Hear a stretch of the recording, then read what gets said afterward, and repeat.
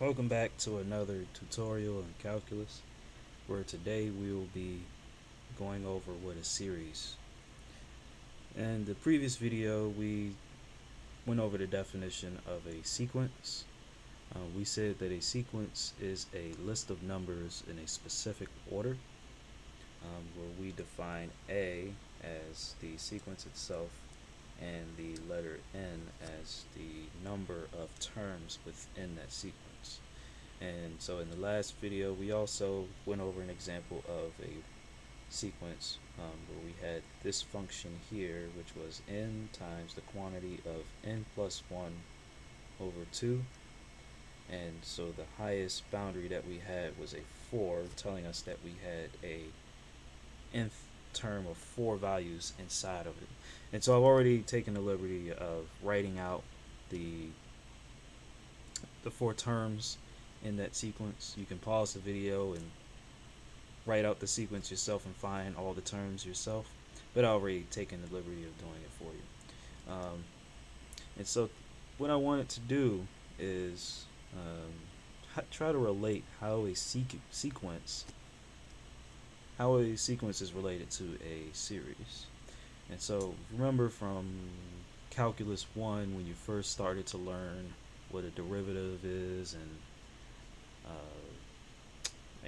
what an integral is, and you found an antiderivative through the summation of triangles, not triangles, I'm sorry, trapezoids and rectangles. You would use a sigma notation to add those triangles again. You would add those rectangles and trapezoids together to come up with an area under the curve. And so it's kind of related. Whenever you had that function, it was just some sum of it was actually a sequence that you were adding up. The functions, let's say you had a sum of f of x. That function is quite honestly just another sequence, to be honest. So whatever function that you were using, and you used the Simpsons rule, and you found all the rectangles that you wanted to use, that was a sequence that you were adding all together. And so what I mean by that is you have a sum, let's say Sn, which would be equal to your sum, the sum index of 1 going to n. I'm going to say ai. And so what we have here is, quite honestly, the a is your, as we see over here, is just your sequence. And the only thing we changed is that n, we changed it to an I because our index is an I. But if we were to write that out,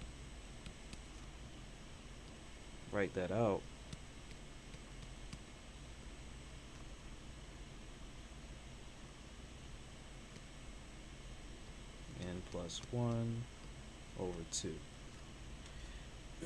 And this would be what your series for that sequence is supposed to be. And so for each s that you get, let's say you have S1, S2, S3, and S4. In this case, we had 4 terms, so that would actually be 4. So S1, S2, S3, and S4, it would just be a partial sum of that series. And what that would look like is, if you have n equals 1 of that series,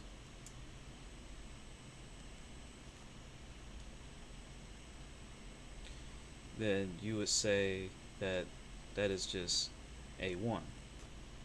But if you had an s2, you would add up all the numbers until you get up to 2. So you would have an a2 plus a1. Likewise with s3, I'm going to start from the lower. You go from a1 plus a2 plus a3. And then finally, for the 4th term, you have a1 plus a2 plus a3 plus a4. And so what this tells you is that a series with n terms is equal to a sequence with all the nth terms added together.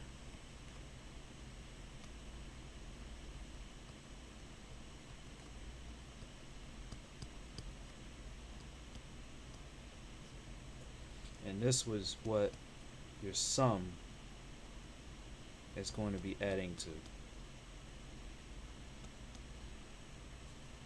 So we've just related, oops, wrong color.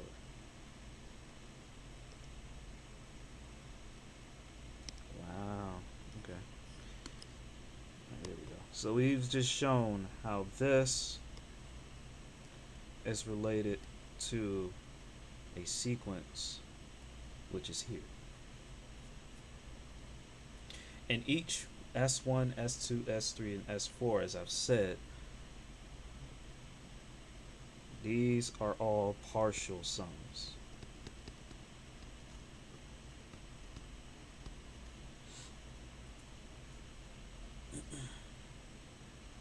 And these will form a new sequence, which we will call Sn.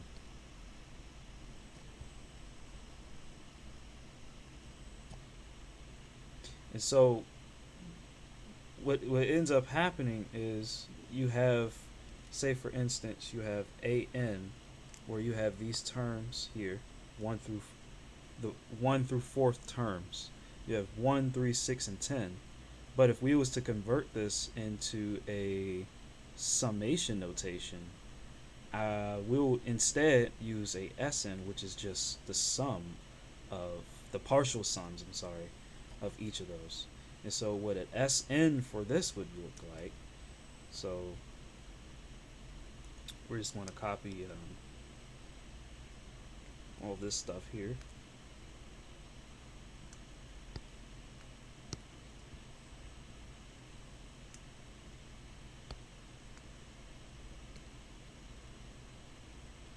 Nope, that's not what I want. That's what we want.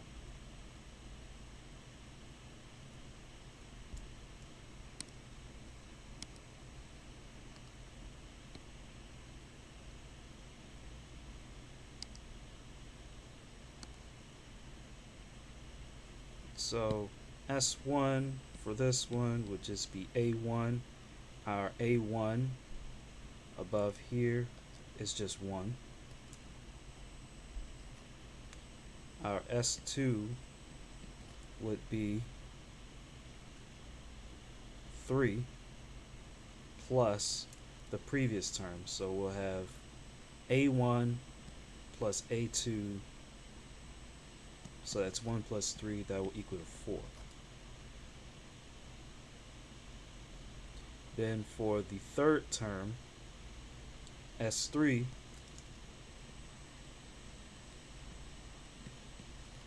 will be equal to A1 plus A2 plus A3. So we'll have 1 plus 3 plus the third term of that sequence, which is 6. 6 plus 3 is 9. 9 plus 1 is 10. And now S4, you'll see what's going on here. And you know the fourth term of that sequence was 10. So it'll be 10 plus that previous one will be 20. And a little shortcut that I usually like to do is if I'm writing this out, I typically wouldn't do something like this. Say, for instance, if we want to know what S4 is, we'll just say, you can also say that S4 is equal to S3 plus, I'm sorry, S3 plus A4. And the reason why that's correct is because remember that S3 is what? A1 plus A2 plus A3. And only thing we're missing for S4 is that last term is A4, which is 10 in this case. So that's a little shortcut that I like to use. I like to take the previous value and just add it to whatever that next n plus 1 term is. But now you see that we've taken a regular sequence of an and moved it into a newer sequence, which is a sum. So if we was to write out that Sn sequence, that's ugly.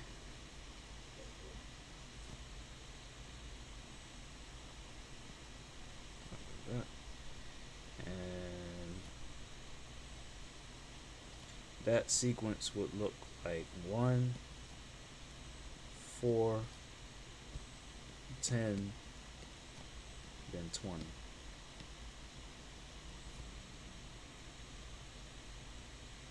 So you can see there's a difference between what this sequence is and what that sequence is. And because we have another list of numbers, we can now use some previous principles that we've covered before, such as divergence and convergence. Also, we can look into some tests to see whether or not they do converge or diverge. And this is important as another way of evaluating how a antiderivative could be affected if we were to take this series and make it get larger and larger infinitely. In the next videos, I'll be going over how we can find the divergence and convergence of a series. Thanks for watching.